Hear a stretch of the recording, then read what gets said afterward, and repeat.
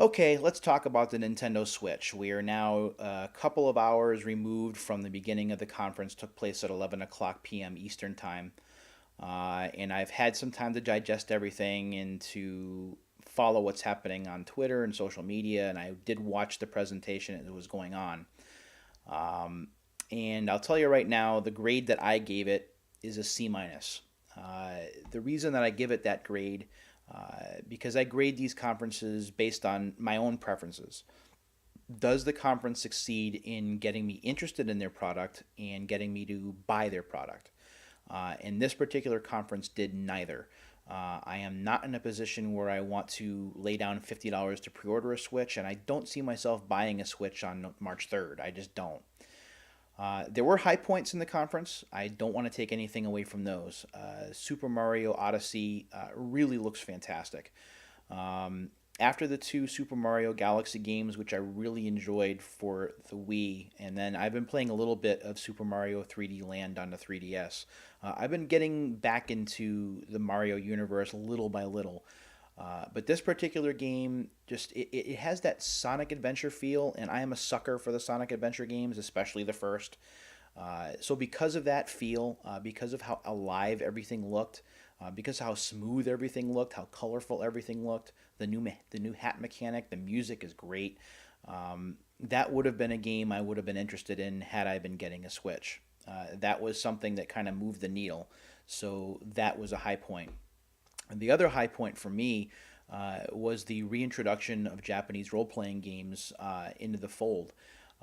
We saw the Shin Megami Tensei series, I believe I pronounced that right, probably not, getting its own installment for the Switch. It's celebrating its 25th anniversary, which makes me feel very old. But the game looks interesting, to be sure. Xenoblade 2 caught my attention. Gorgeous looking game. Gorgeous music again. Um, and I've been playing that a little bit on the 3DS/Wii, so um, it's an interesting series to be sure. Not my favorite, but the aesthetics really appeal. So those stood out. And then, of course, this weirdly named project from Square Enix, which I will keep an eye on. I don't know a lot about it. It's still very early in development. It's obvious from the footage. But I'll keep an eye on it and I'll see how it is. But just the appearance of those three games, knowing that you've got Nintendo's own first party company, Monolith Soft, then you've got uh, Square Enix, and you've got Atlas involved all on the Switch, that's a pretty big deal for fans of Japanese role playing games. So we'll see. Those were high points. Low points for me. Uh, First of all, as a fan of sports video games and uh, trying to minimize the amount of current generation consoles that I have, if I could just have one that I could be happy with, that would be great. And I was hoping that the Switch might be that, but unfortunately, we're only getting FIFA, and I hate soccer, so that does nothing for me. And then we're getting NBA 2K18. So we're getting two sports, one that I'm only mildly interested in basketball, and one that I'm not interested in at all, which is soccer. So there's no Madden on the horizon, which is bad for business. And there's no hockey, which is not a surprise because we haven't seen hockey on a Nintendo console since the Wii. It's been a long time. So, as a sports game fan, I really don't have a lot to be excited about. I guess I can just be happy with my PS4. I don't have to worry about changing consoles, and that's too bad. Uh, the other thing that was a downer for me was this whole reemergence of motion controls, especially being used in very casual settings. Whereas Wii Sports back in 2006 really hit a nerve with me, being able to bowl in my house without bowling shoes, without a ball, and how well that handled. That was something different. 1-2 Switch is a bunch of really casual, really loose, almost party stuff. And party games are not something I'm interested in. I do not entertain. I am not having people over to my house. I am not going to be taking, if I was to buy a Switch, I would not be taking this thing everywhere I go and setting it up as a games machine. So I have absolutely no interest in that game at all, and it does not sell me on the Switch in the slightest. So those right there are really downers. The other thing that was disappointing, although not surprising, not to me at least, is the introduction of pay to play online play for the Nintendo Switch. It's something that I've predicted for months. It's something that I mentioned again just before the conference, saying that Nintendo was definitely going to charge, and that's what happened. We don't know the details as to how much yet. All we know is that it's happening starting in the fall, so people will get a grace period before Nintendo starts charging. And then, based on the fine print that I've read, people on the paid online service will get one game rental of Nintendo's choosing a month, whether it's an NES game or a Super NES game.